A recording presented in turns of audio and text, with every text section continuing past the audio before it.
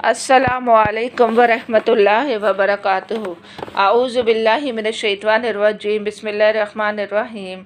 Rabbi इश्रह ली सदरी व यस्सिर ली अमरी वहलुल उक़दतम मिन लिसानी यफ़क़हू क़ौली। आज हम 19वें सुपारे का आगाज़ करेंगे और 19वां सुपारा शुरू करने से पहले हम 18वें सुपारे के अहम निकात का जायज़ा लेंगे कि हमने 18वें सुपारे में क्या सीखा। नमाज की रूह क्या है? खुशू। यानी खुशू जब तक नमाज में नहीं होगा इंसान की नमाज कबूल नहीं होती।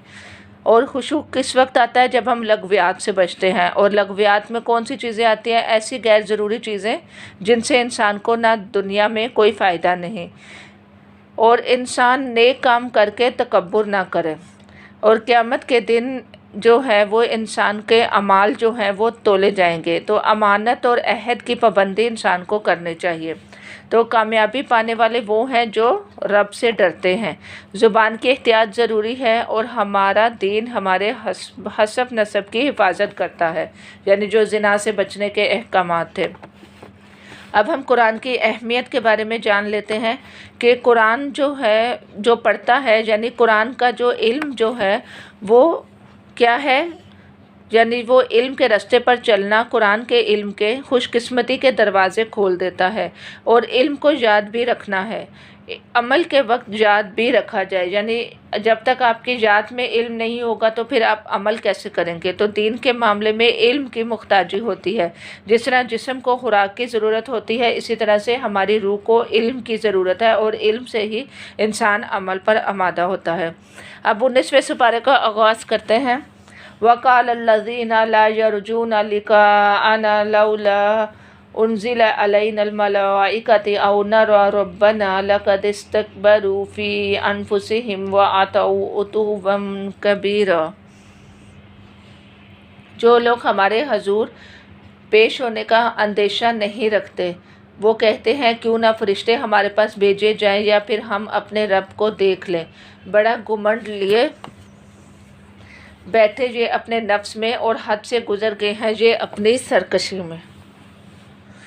यानी इस आयत में अल्लाह सुब्हाना ताला हमें क्या बता रहे हैं कि जिन लोगों ने आप सल्लल्लाहु अलैहि वसल्लम की तकज़ीब की, यानी इनको झुटलाया, और जिनके दिल में आखिरत का कोई खौफ नहीं, यानी जो हमारे हजूर पेश होने का कोई अंदेशा नहीं रखते, तो ये ऐसी बातें करते हैं कि फ़रिश्ते उतर जाएं।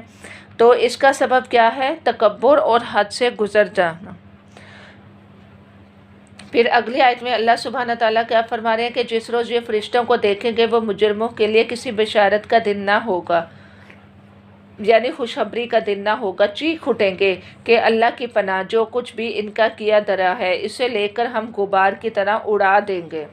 यानी जो भी उन्होंने अपने ज़िंदगी में अमल किए होंगे वो एक गुबार क्या होता है, एक डस्ट, वो डस्ट की तरह उनके सारे अमल जो हैं वो ज़ाया हो जाएंगे।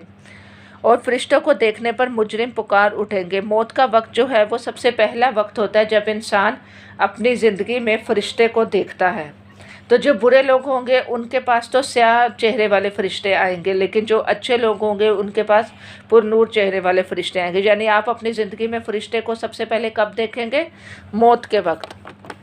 और दूसरे मौके पर कब देखेंगे? कब्र में। और तीसरा मैदान में। कौन सा मैदान? हशर का मैदान।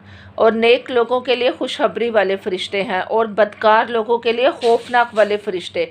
यानी अगर आप दुनिया में कोई खौफनाक शक्ल देखें तो आपकी रूह फना हो जाए। यानी ये सब किसकी वजह से है कि इंसान के जो बुरे, इंसान ने अपनी ज़िंदगी में जो अमाल किए हैं वो गुबार बनकर रह जाएंगे। तो अकेले में जो इंसान हराम काम करता है, और चाहे उसकी नेकियां पहाड़ के बराबर भी क्यों ना हो, लेकिन वो क़यामत वाले दिन उसकी नेकियां क्या हो जाएंगी? गुबार की शक्ल में रह जाएंगी। मोमिन जो होता है वो ज़ाहिर और बातिन में नेक होता है। फिर जन्नत का ठिकाना बताया गया है कि बस वही लोग जो जन्नत के मुस्तहिक हैं इस दिन अच्छी जगह ठहरेंगे और दोपहर गुजारने का उम्दा मकाम पाएंगे। यानी यहाँ पर अल्लाह ताला ने जन्नत का जिक्र के साथ दोपहर का जिक्र किया है, क्योंकि दोपहर को आराम करने का जो वक्त होता है वो बेहतरीन वक्त होता है। जैसे हमारे मज़हब इस्लाम में क़िलूला की अहमियत है कि आप दोपहर को थोड़ी देर के लिए सो जाएं, तो ये सुन्नत है। लेकिन हमें ये काम शयातीन जो है वो नहीं करने देता। आसमान को चीरता हुआ एक बादल उस रोज़ नमूदार होगा और फरिश्तों के पर उतार दिए जाएंगे और उस रोज़ हकीकी बादशाही सिर्फ रहमान की होगी। यानी ये क़यामत का मंज़र बताया गया है कि वो मुनकरीन के लिए क़यामत का दिन बहुत सख्त होगा। ज़ालिम इंसान अपने हाथ चुबाएगा। इंसान हाथ कब चुबाता है? जब वो परेशान होता है और कहेगा कि काश मैंने रसूल अकरम सल्लल्लाहु अलैहि वसल्लम का साथ दिया होता, हाय हमारी कमबख्ती, कि काश मैंने फ़लाँ को शख्स को दोस्त ना बनाया होता।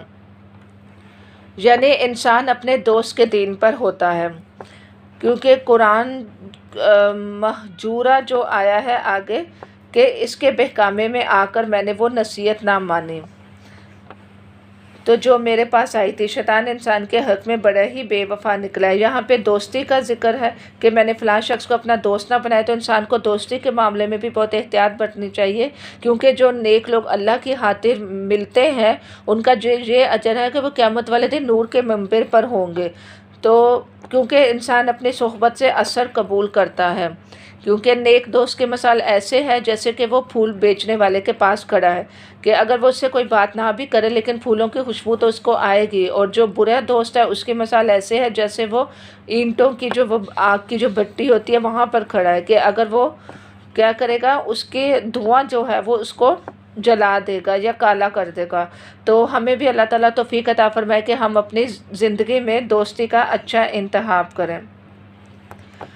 और ऐ मेरे रब, मेरी कौम के लोगों ने इस कुरान को निशाना तहज़ीक बना लिया। यानी यहाँ पर आता है अल कुरानु महजूरा। महजूरा का क्या मतलब होता है कि कुरान को तर्क करने की इक़साम, कुरान को छोड़ने की किस्में, यानी ना सुनना, ना अमल करना, ना इसको हाकिम बनाना और ना इस पर गौर व फ़िक्र करना और इसके ज़रिए से इलाज ना करना।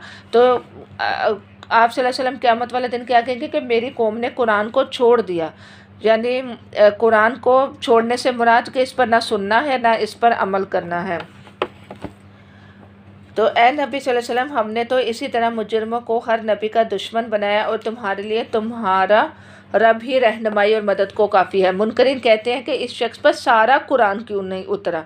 यानी वो कहते हैं कि एक ही दफ़ा कुरान किताब की शक्ल में जो है वो क्यों नहीं उतरा, कुरान थोड़ा थोड़ा करके क्यों उतरा। जैसा कि आपको मालूम है कि कुरान 23 साल के अरसे में पूरा हुआ था, यानी 23 ईयर में। तो हर इंसान का ज़िंदगी का जो दिन होता है, आपने ख़ुद अंदाज़ा लगाया होगा कि आपका हर दिन पहले दिन से जो है वो मुख्तलिफ होता है और हमारे अंदर इतनी तब्दीलियाँ आ रही होती हैं, हर रोज़ हमारे अंदर एक नई सोच पैदा हो रही होती है। तो ये भी अल्लाह ताला की हिकमत है कि अल्लाह ताला ने 23 ईयर में कुरान को जो है वो उतारा। और हर रोज़ अगर इंसान थोड़ा थोड़ा पढ़े तो उसके इंसान के दिल में भी जो है वो मजबूती आती है। हाँ, ऐसा इसलिए किया कि इसको अच्छी तरह हम तुम्हारे ज़हन नशी करा दें। फिर इसके बाद हज़रत मूसा अलैहिस्सलाम को किताब दी, इसके साथ इसके भाई हारून को मदद के तौर पर लगाया और उनसे कहा कि जाओ इस कौम की तरफ जिसने हमारी आयत को जुटलाया, यानी फ़िरौन की तरफ। तो आखिरकार इन लोगों को हमने तबाह कर दिया। यानी मूसा जो है वो कौम फ़िरौन की तरफ गया था और इसके बाद यही हाल कौम नूह का हुआ, जिन्होंने रसूलों की तकज़ीब की, यानी रसूलों को जुटलाया और हमने इनको गर्क कर दिया। यानी कौम नूह को पूरी कौम जो थी वो डूब गई थी। और फिर इसके बाद आद और समूद और असहाब रस, ये सारी कौमें ऐसी हैं जिन पर अल्लाह का अज़ाब आया है और आखिरत का इनकार इनकी नाकामयाबी का सबक है। फिर इसके बाद ये लोग जब तुम्हें देखते हैं तो तुम्हारा मजाक बनाते हैं, क्या ये शख्स है जिसे अल्लाह ने रसूल बनाकर भेजा है? तो इसने तो हमें गुमराह करके अपने मबूदों से बरगश्ता कर दिया होता। यानी वो अपने मबूद को जो है वो इतना चाहते थे, जो अल्लाह के सिवा उन्होंने वो बुत बना रखे थे, कि वो कहते थे कि कहीं ऐसा ना हो कि इसके शहर में हम इसकी अकीदत पर ना जमे रह जाएं, यानी हमारी से अकीदत ख़त्म हो जाए। तो अच्छा वो वक्त दूर है जब अजाब देख कर इन्हें ख़ुद मालूम हो जाएगा कि कौन गुमराही में दूर निकल गया है। कभी तुमने इस शख्स के हाल पर गौर किया है जिसने अपनी हवाइश नफ्स को अपना खुदा बना लिया हो? क्या तुम ऐसे शख्स को राह रास्त पर लाने का ज़िम्मा ले सकते हो? यानी जो अपनी हवाइशात को सबसे ऊपर रखता है, कि कहता है कि मेरी मर्ज़ी, मेरा जीना, मेरा मरना, मेरा सब कुछ हो। तो ये सब क्या है? ये अपनी हवाइश को इला बनाना है, यानी अपनी हवाइश को अल्लाह ताला के अहकामात के आगे क्या करना है? کھڑا کر دینا ہے، یعنی جہاں پر اگر فجر کی نماز ہے اور انسان سو رہا ہے تو وہ اپنی نیند کو جو ہے وہ زیادہ اہمیت دے اور فجر کی نماز چھوڑ دے، تو یہ بھی اس کی خواہش نفس ہے۔ اسی طرح سے اگر کوئی انسان ظہر کی نماز میں سو رہا ہے اور اس میں اس نے اپنی نیند کو قربانی نہیں دی اور اپنی خواہش کی پیروی کی، یا اور بھی بہت ساری ایسی چیزیں ہیں جو انسان اپنی ڈیلی روٹین میں کرتا ہے جس میں اللہ تعالیٰ کے احکامات پیچھے چلے جاتے ہیں اور خواہش نفس آگے چلے جاتی ہے، تو اب اس کا ٹھکانہ کیا ہے؟ خواہش جو ہے وہ انسان کو ہر فساد کی جڑ ہے اور اس کا ٹھکانہ جہنم ہے، جہاں پہ انسان کو نہ نیند آئے گی نہ وہ سوئے گا۔ بڑا سونے کو ترجیح دیتا تھا نا انسان اپنی خواہش کی وجہ سے اور سستی کی وجہ سے، کیونکہ روزہ چھوڑ کر انسان، جیسے کہ آج کل روزے ہیں اور روزوں میں انسان یہ سمجھتا ہے کہ صرف اس نے کھانا پینے سے بھوکا پیاسا رہ لیا تو اس کا روزہ پورا ہو گیا، حالانکہ نماز کے بغیر انسان کا روزہ قبول نہیں ہوتا۔ تم نے دیکھا نہیں کہ تمہارے رب کس طرح سایہ پھیلا دیتا ہے، یعنی انسان جو ہے وہ اپنے سائے پر غور کرے کہ دن کے ٹائم اس کا سایہ چھوٹا ہو جاتا ہے، شام کے ٹائم اس کا سایہ لمبا ہوتا ہے، اور سب سے بڑی بات یہ کہ اللہ تعالیٰ نے بتایا کہ سایہ انسان کا سجدہ کر رہا ہے، یعنی تم سجدہ کرو نہ کرو اللہ کے آگے، لیکن سایہ جو ہے وہ اللہ تعالیٰ کو سجدہ کر رہا ہے۔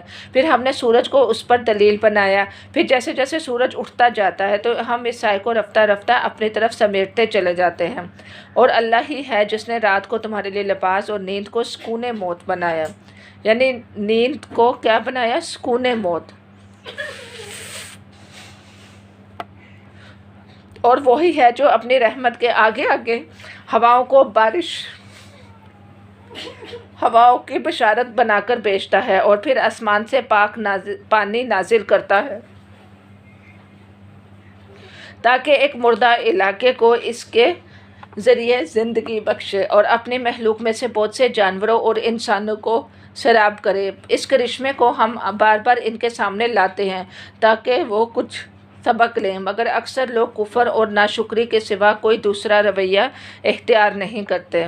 اگر ہم چاہتے تو ایک ایک بستی میں ایک ایک خبردار کرنے والا اٹھا کھڑا کرتے، پس اے نبی صلی اللہ علیہ وسلم کافروں کی بات ہرگز نہ مانو اور اس قرآن کو لے کر ان کے ساتھ زبردست جہاد کرو، یعنی قرآن کے ساتھ جہاد کرنے کا جو ہے وہ حکم دیا گیا ہے، یعنی جہاں پر اللہ تعالیٰ نے کائنات کی نشانیاں دکھا کے انسان کو اپنی پہچان جو ہے وہ دلائی ہے کہ سورج کو رہنمائی کرنے والا بنایا، پھر غروب آفتاب جو ہے وہ بھی ایک اوقات کا پتہ لگاتا ہے، پھر رات کو لباس بنایا اور دن کو جی اٹھنے کا وقت بنایا، آسمان سے پانی نازل کیا، تو یہ سب کیا ہے؟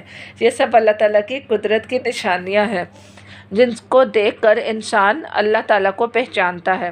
اور یہاں پر بات آ رہی ہے کہ قرآن کے ذریعے سے جہاد کرو، یعنی قرآن کو لے کر جہاد کا مراد کہ اس کی تعلیم عام کرو، قرآن کو عام کرو، جگہ جگہ پھیلاؤ، یعنی اگر آپ کو کوئی ایک آیت بھی پتہ ہے اور اس کا ترجمہ پتہ ہے تو آپ دوسروں کو بتائیں جو آپ کے آس پاس لوگ ہیں، کیونکہ قرآن کو وسیع پیمانے پر پھیلانے میں جو محنت ہے وہ اس میں شامل ہے۔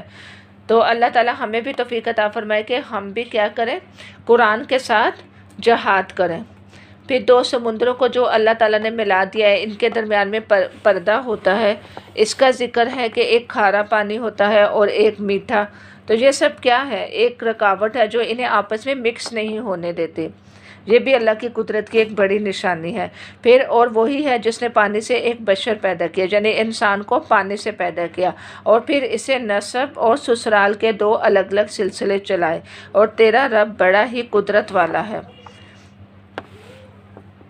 اے نبی صلی اللہ علیہ وسلم ہم نے تم کو ایک بشارت دینے والا اور خبردار کرنے والا بنا کر بھیجا ہے، ان سے کہہ دو کہ ہم اس کام پر تم سے کوئی اجرت نہیں مانگتا، میری اجرت بس یہی ہے کہ جس کا جی چاہے وہ اپنے رب کی طرف راستہ بنا لے۔ یعنی نبی کی کیا خوبی تھی کہ وہ جب بھی اللہ کا پیغام پہنچاتے تھے تو اجرت نہیں مانگتے تھے۔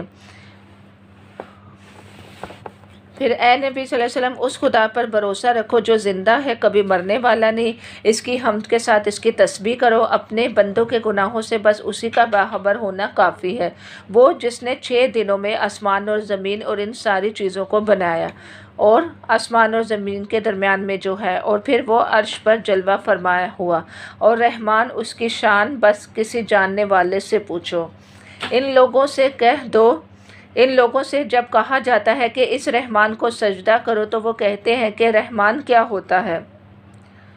کیا بس جسے تو کہہ دے اسی کو ہم سجدہ کرتے پھریں؟ یہ دعوت ان کی نفرت میں الٹا اور اضافہ کر دیتی ہے۔ یہاں پر آیت سجدہ آیا ہے، جب بھی قرآن میں جو ہے وہ سجدہ آتا ہے تو انسان جو ہے وہ سجدہ اللہ کو کرے، کیونکہ اس میں کیا کہے رحمان کو سجدہ کرو، تو وہ آگے سے کیا کہتے ہیں کہ رحمان کیا ہوتا ہے۔ تو ہم سب سجدہ کر لیتے ہیں۔ سجد وجہ للذی خلق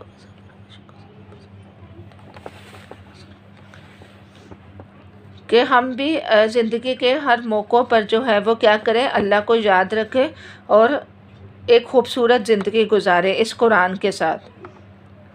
بڑا متبرک ہے جس نے آسمان میں برج بنائے اور اس میں ایک چراغ اور ایک چمکتا چاند روشن کیا، اور وہی ہے جس نے رات اور دن کو ایک دوسرے کا جانشین بنایا، اور ہر اس شخص کے لیے جو سبق لینا چاہے یا شکر گزار ہونا۔ یعنی رحمت کیا ہوتی ہے؟ نرم دلی اور شفقت کرنا، یعنی اللہ کی رحمت اس کے غضب پر حاوی ہے۔ تو انسان نماز، جہاد، ذکر اور جو عطایت کرنے والے ہوتے ہیں ان پر کیا آتا ہے؟ اللہ تعالیٰ کی رحمت آتی ہے۔ آسمان میں چراغ، سورج اور چاند جو ہیں وہ بنائے اور دن اور رات بنائے۔ تو یعنی سورۃ الفرقان میں جو ہے وہ بار بار اللہ تعالیٰ کی نشانیاں جو ہے وہ بتائی جا رہی ہے جو انسان کے ارد گرد ہیں، اور اب وہ خوبصورت جو ہے وہ آ رہی ہے کہ عباد الرحمن کون ہوتے ہیں؟ یعنی اللہ تعالیٰ نے جو ہے فرمایا کہ جو شخص رحمان کے بندے وہ ہیں جو جھوٹ کے گواہ نہیں بنتے۔ یعنی یہ سارے پوائنٹس نوٹ کرتے جائیں کہ ہمیں بھی اللہ تعالیٰ ان کی صفات پیدا کرنے کی توفیق عطا فرمائے جو عباد الرحمن ہیں، یعنی رحمان کے بندے اللہ تعالیٰ نے ان کو کہا ہے۔ ان کی کیا خوبیاں ہیں؟ جو جھوٹ کے گواہ نہیں بنتے، کسی لغو چیز پر ان کا گزر ہو جائے تو شریف آدمیوں کی طرح گزر جاتے ہیں، یعنی لغویات سے بچتے ہیں، جنہیں اگر ان کے رب کی آیات سنا کر نصیحت کی جاتی ہے تو وہ اس پر اندھے بہرے بن کر نہیں رہ جاتے، یعنی اللہ تعالیٰ کی آیات کو سنجیدہ ہو کر سنتے ہیں، اور جو دعائیں مانگتے ہیں کہ اے ہمارے رب ہمیں اپنی بیویوں اور اپنی اولادوں سے آنکھوں کی ٹھنڈک دے اور ہم کو پرہیزگاروں کا امام بنا۔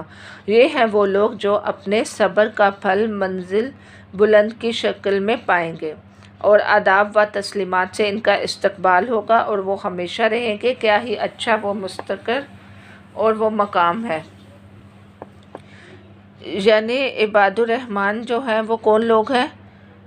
جو زمین پر عاجزی و انکساری سے چلتے ہیں، جہالت کے جواب میں بد کلامی نہیں کرتے، کیونکہ چال جو ہے وہ انسان کی شخصیت کی عکاسی کرتا ہے۔ سجدہ اور قیام میں رات گزارتے ہیں۔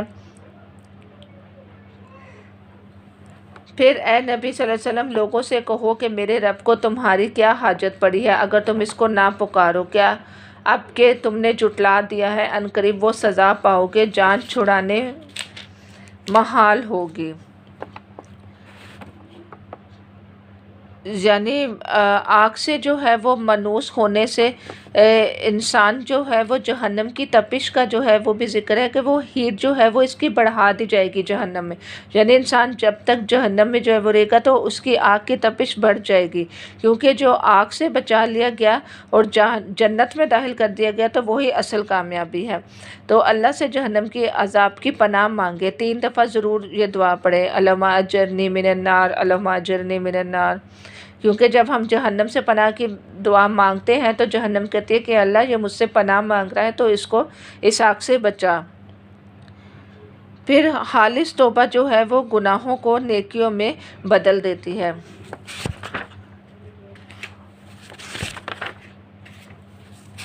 اور ہم نے جو ہے وہ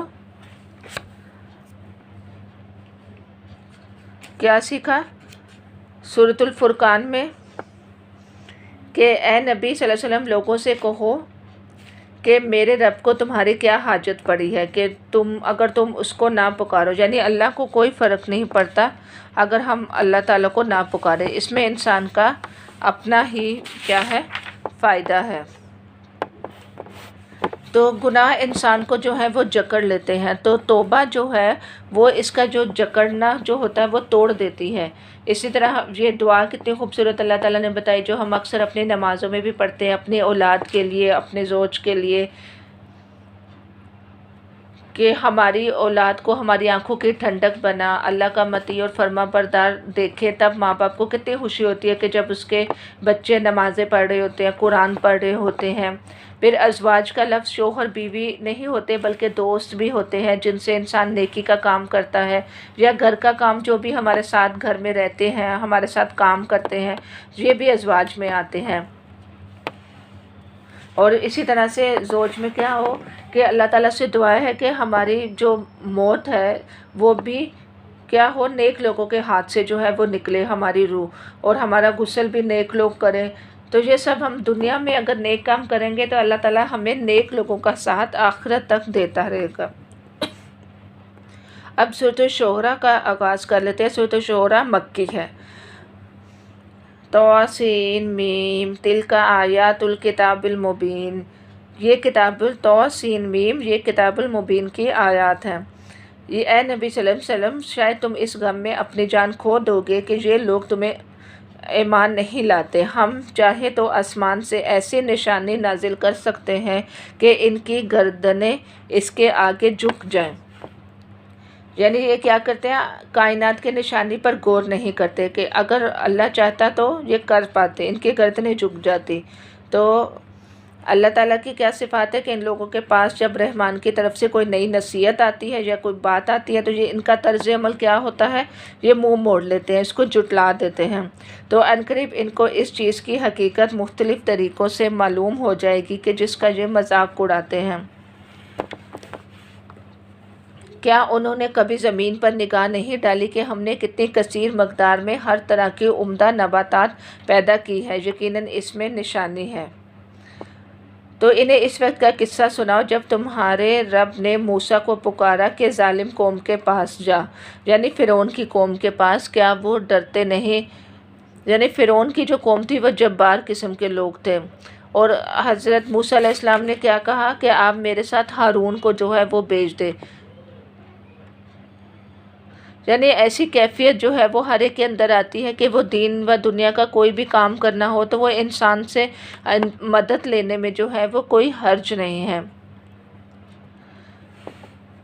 اسی طرح سے کہا کہ آپ میری طرف ہارون کو بھیج دیں، اور مجھ پر ان کے ہاں ایک جرم کا الزام بھی ہے، اس لیے میں ڈرتا ہوں کہ وہ مجھے قتل کر دیں گے۔ فرمایا ہرگز نہیں، تم دونوں جاؤ ہماری نشانیاں لے کر، ہم تمہارے ساتھ ہیں، سب کو سنتے رہیں گے۔ پھر ان کے پاس جاؤ اور اس سے کہو کہ ہم کو رب العالمین نے اس لیے بھیجا ہے کہ تو بنی اسرائیل کو ہمارے ساتھ جانے دے۔ یعنی یہ پورا حضرت موسیٰ علیہ السلام کا واقعہ بتایا جا رہا ہے۔ فرعون نے کہا کیا ہم نے تم کو اپنے ہاں بچہ سا نہ پالا تھا، تو نے اپنی عمر کے کئی سال ہمارے ہاں گزارے۔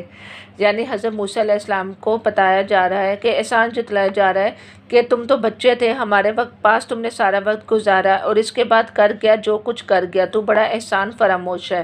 موسیٰ نے جواب دیا، اس وقت وہ کام میں نے نادانستگی میں کر دیا تھا، پھر میں تمہارے خوف سے بھاگ گیا۔ اس کے بعد میرے رب نے مجھے کو حکم عطا کیا اور مجھے رسولوں میں شامل کیا۔ رہا تیرا احسان جو تو نے مجھ پر جتایا، تو اس کی حقیقت یہ ہے کہ تو نے بنی اسرائیل کو غلام بنا لیا تھا۔ فرعون نے کہا کہ یہ رب العالمین کیا ہوتا ہے؟ یعنی فرعون اب حضرت موسیٰ علیہ السلام سے کیا پوچھ رہا ہے کہ رب العالمین کون ہے؟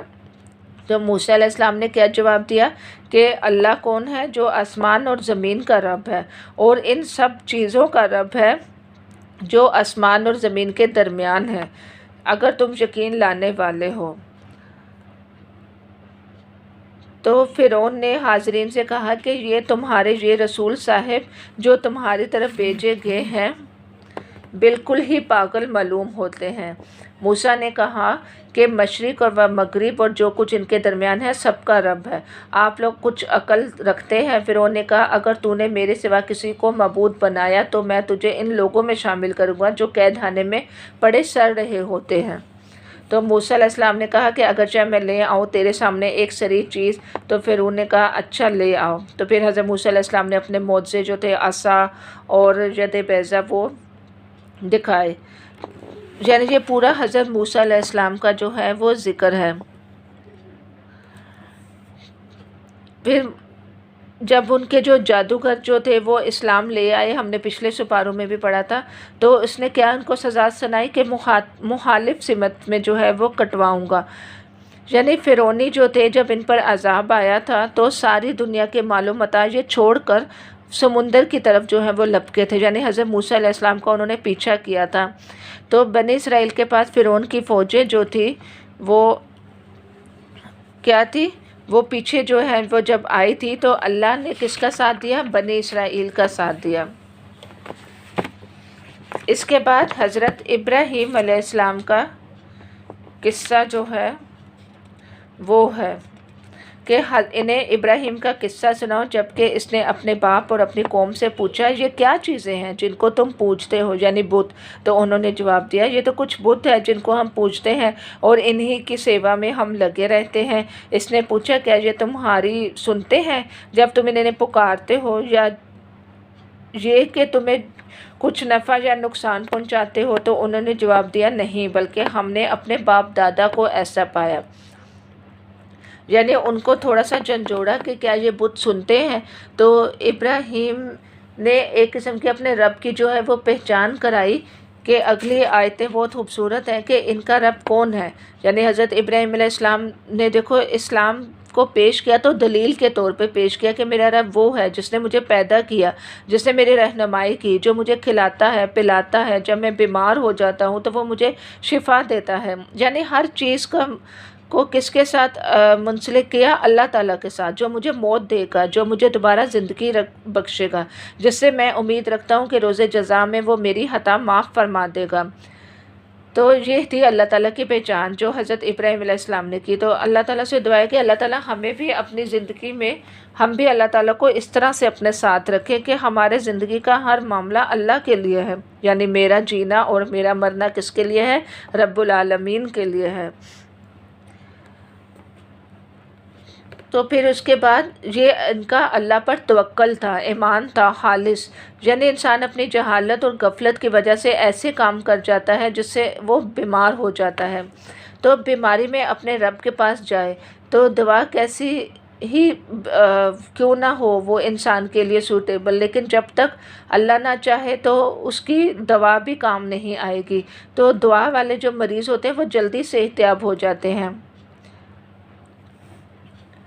کیونکہ جیسے کہ حضرت یعقوب علیہ السلام کی آنکھیں جو ہیں وہ لوٹ آئی تھی، تو کیسے آئی تھی؟ ایک حضرت یوسف علیہ السلام کی قمیص کو سمیل کر کے۔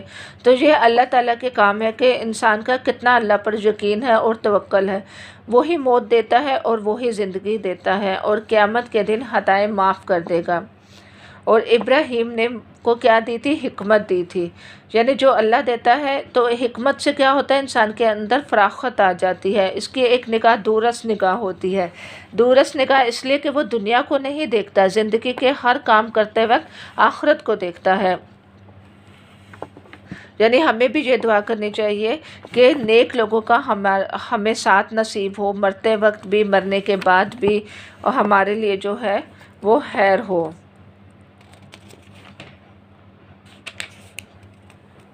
اور حضرت ابراہیم علیہ السلام کو سچی ناموری عطا کی، اور پھر جنت جو ہے وہ اس روز پرہیزگاروں کے قریب لائی جائے گی اور دوزخ بہکے ہوئے لوگوں کے سامنے کھول دی جائے گی۔ یعنی نعمتوں والی جنت میں جب داخل ہوں گے، اور جو قیامت کا دن ہے اس دن کوئی مال اور بیٹے فائدہ نہیں دیں گے۔ اور جہاں پہ کس چیز کا ذکر کیا گیا ہے کہ اس کے سوا کوئی شخص قلب سلیم لیے ہوئے اللہ کے حضور حاضر ہو۔ یعنی کوئی مال فائدہ نہیں آئے گا، کوئی اولاد فائدہ نہیں آئے گی، صرف وہ کیا فائدہ دے گا انسان کو؟ قلب سلیم۔ قلب سلیم کیا ہوتا ہے؟ قلب سلیم ایک پاک صاف دل ہوتا ہے جو زبان کا سچا ہو، جس کے دل میں نہ گناہ ہو، نہ حسد ہو، نہ کینہ ہو، نہ بغض ہو۔ اور انسان ان چیزوں سے پاک نہیں ہو سکتا جب تک کہ وہ دعا نہ کرے۔ اور جنت کن کے قریب کی جائے گی؟ پرہیزگار لوگوں کے لیے۔ اور جو ابلیس کے لشکر ہوں گے ان کو جہنم میں پھینک دیا جائے گا۔ پھر جہنمی جو ہے وہ آپس میں جو ہے وہ جھگڑیں گے، اور مخلص دوست جو ہیں وہ دنیا میں انسان کو برائی سے جو ہے وہ روکتے ہیں۔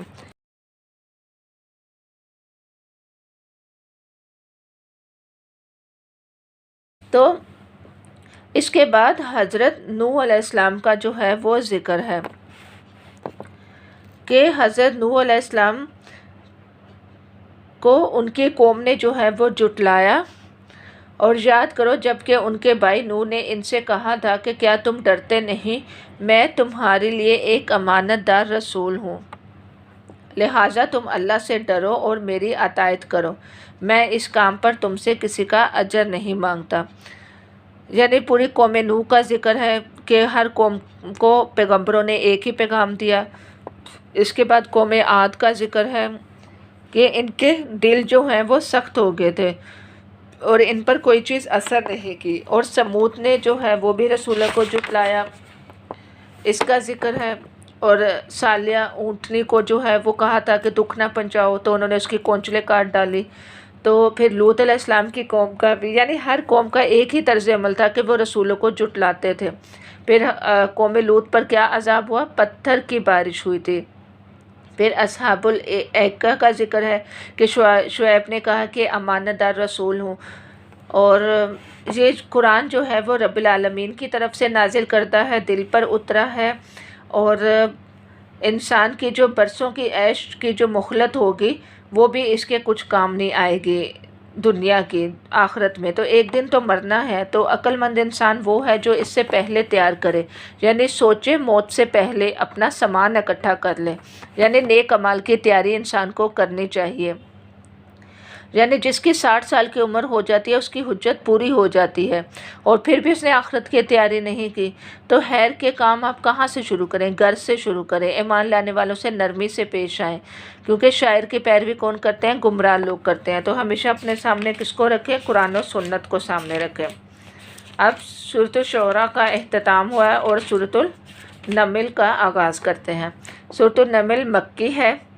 توسین تلک آیات القرآن و کتاب مبین، یہ آیات ہے قرآن اور کتاب مبین کی، ہدایت اور بشارت ان ایمان لانے والوں کے لیے جو نماز قائم کرتے ہیں اور زکوٰۃ دیتے ہیں، پھر وہ ایسے لوگ ہیں جو آخرت پر پورا یقین رکھتے ہیں۔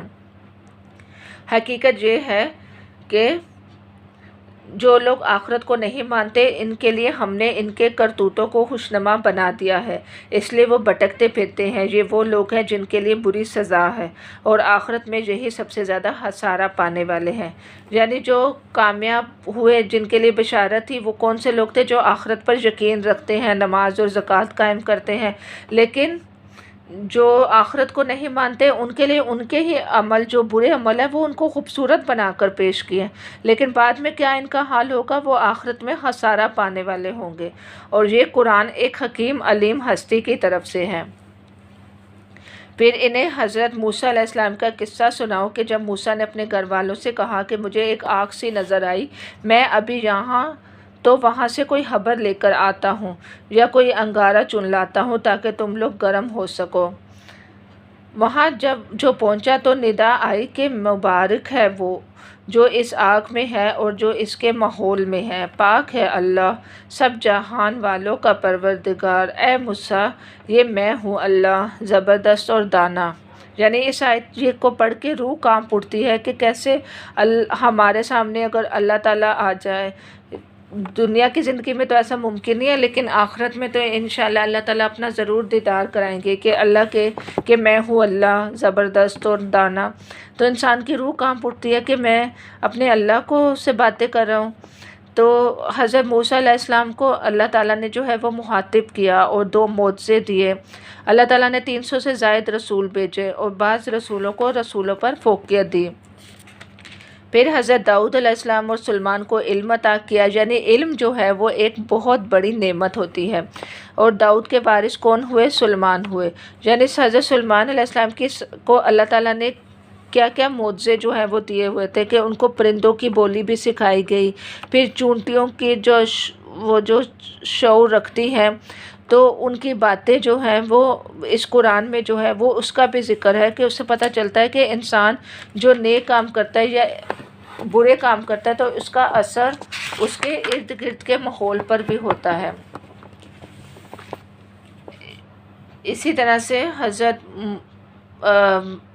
سلیمان علیہ السلام نے جب پرندوں کا جائزہ لیا اور ہدہد نظر نہیں آ رہی تھی تو کیا کیا کہ کہا کہ وہ نظر کیوں نہیں آ رہی، کہاں ہے، یعنی ان کا مشن جو ہے وہ کتنا بڑا تھا کہ ایک پرندہ غیر حاضر ہوا تو کہا کہ میں اس کو سزا دوں گا، اس کو ذبح کر دوں گا، یا اگر اس نے مجھے کوئی معقول وجہ نہ بتائی۔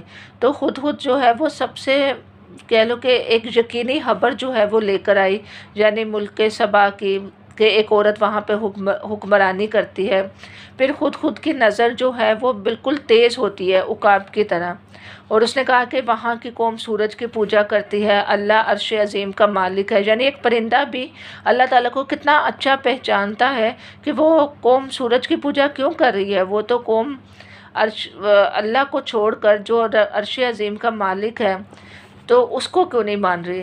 تو انسان کے لیے کتنے شرم کا باعث ہے کہ وہ کیا ایک پرندے سے بھی بدتر ہے، کیا وہ اللہ تعالیٰ کو پہچان بھی نہیں پایا اپنی زندگی میں۔ پھر حد کا ذکر ہے، پھر جو عقل مند لیڈر ہوتے ہیں وہ ایسے کام جس سے قوم کی حفاظت ہو۔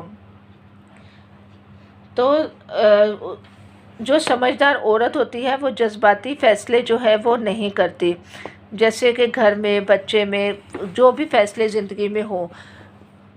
یعنی تحفہ قبول جو ہے وہ پرکھنے کا جو ہے وہ طریقہ تھا جو وہاں کی ملکہ نے کیا، تو اگر قبول کیا تو پیروی جو ہے وہ نہ کرنا، تو اگر انکار کیا تو اطاعت کرنا، یہ بھی ایک طریقہ تھا تعلیم دینے کا۔ تو اہل دربار جو تھے وہ ملکہ کا جو تخت تھا وہ کہا کہ لے کر آؤ، تو 2 جن تھے، 2 ہیکل، تو ایک جن نے تو کہا تھا کہ میں اس کو جو ہے وہ آپ کے پاس فوراً لے آؤں گا، لیکن ایک نے کہا تھا کہ میں پلک جھپکتے ہی اس کو لے آئے۔ جو پلک جھپکنے والا جن تھا اس کے پاس کتاب کا علم تھا، یعنی جنوں کے بھی درجات ہوتے ہیں، وہ علم کے ساتھ جو فیصلے کرتے ہیں وہ قابل قدر ہوتے ہیں، یعنی اس سے پتہ چلتا ہے کہ علم کی جو ہے وہ کتنی اہمیت ہے۔ تو نعمت پا کر انسان کا طرز عمل کیا ہونا چاہیے، رب کا شکر ادا ہونا چاہیے، جیسے کہ حضرت سلیمان علیہ السلام نے جو ہے وہ دعا کی تھی، ربی اعوذنی ان اشکر نعمتک التی انعمت علی وعلی والدی وان اعمل صالحا ترضی وادخلنی برحمتک فی عبادک الصالحین۔ تو ہمیں بھی کیا کرنا چاہیے، نعمت پا کر اللہ کا شکر ادا کریں، کیونکہ نیکی کی توفیق پر ہی شکر ادا کریں، کہ شکر ہے کہ اللہ تعالیٰ نے مجھے یہ توفیق تو دی نیکی کی۔ تو اسی طرح سے جو ہے وہ اس کی قوم جو تھی، ملکہ کی قوم جو تھی وہ کافر تھی، سورج کی پوجا کرتی تھی، تو اس نے اپنے اوپر ظلم کیا۔ تو اس کے بعد حضرت صالح علیہ السلام کی قوم کا ذکر ہے کہ جو ظلم جو ہوتا ہے وہ گھروں کو جو ہے وہ تباہ کر دیتا ہے۔ پھر حضرت لوط علیہ السلام کا واقعہ ہے، تو اس کے بعد یہ 19ویں سپارے کا اختتام ہوتا ہے۔ تو ہم حضرت لوط علیہ السلام کا جو آخری آیتوں کا جو ترجمہ ہے وہ پڑھ لیتے ہیں، اور پھر اس کے بعد 19ویں سپارے کا اختتام کرتے ہیں۔ حضرت لوط علیہ السلام کو ہم نے بھیجا، یاد کرو وہ وقت جب اس نے اپنی قوم سے کہا، کیا تم آنکھوں دیکھتے بدکاری کرتے ہو، کیا تمہارا یہی چلن ہے کہ عورتوں کو چھوڑ کر مردوں کے پاس شہوت رانی کے لیے جاؤ۔ یعنی وہ قوم ایسی تھی جو عورتوں کو چھوڑ کر مردوں کے پاس جاتی تھی اپنی خواہش پوری کرنے کے لیے۔ تو یہ حقیقت یہ ہے کہ تم لوگ سخت جہالت کا کام کرتے ہو۔ مگر اس کی قوم کا جواب اس کے سوا کچھ نہ تھا کہ انہوں نے کہا، نکال دو لوط کے گھر والوں کو اپنی بستی سے، یہ بڑے پاک باز بنتے ہیں۔ تو آخر کار ہم نے بچا لیا اس کو اور اس کے گھر والوں کو، بجز اس کی بیوی کے جس کا پیچھے رہ جانا ہم نے طے کر دیا تھا، اور برسائی ان لوگوں پر ایک برسات، بہت بری برسات تھی ان لوگوں کے حق میں جو مطمئنہ کیے جا چکے تھے۔ اے نبی صلی اللہ علیہ وسلم کہو، حمد ہے اللہ کے لیے اور سلام اس کے ان بندوں پر جنہیں اس نے برگزیدہ کیا۔ ان سے پوچھو اللہ بہتر ہے یا وہ معبود جنہیں وہ لوگ اس کا شریک بنا رہے ہیں۔ یعنی اللہ کی حمد و ثنا اور درود پڑھنا جو ہے وہ ضروری ہے۔ یہاں پہ سلام کا بھی ذکر ہے، اور ہمیں اپنی زندگی میں یہ دونوں چیزیں جو ہے وہ عمل پہ جو ہے وہ لانی چاہیے، یعنی نیک عمل کی توفیق بھی اللہ کے اذن سے ملتی ہے، اس کے لیے ہمیں دعا کرتے رہنی چاہیے۔ تو اس سپارے میں ہم نے جو ہے وہ سورۃ الفرقان، سورۃ الشعراء، سورۃ النمل کا جو ہے وہ پڑھا، اور ان سے ہم نے کیا سیکھا، انشاءاللہ یہ ہم اگلے سپارے میں اس کا شروع کرنے سے پہلے جائزہ لیں گے۔ لیکن اللہ تعالیٰ سے دعا ہے کہ اللہ تعالیٰ ہمیں قرآن کو بہترین عمل کرنے والا اور ہمارا ساتھی بنا دے۔ وآخر دعوانا ان الحمد للہ رب العالمین۔ سبحانک اللہم وبحمدک، نشہد ان لا الہ الا اللہ، نستغفرک ونتوب الیک۔ السلام علیکم ورحمۃ اللہ وبرکاتہ۔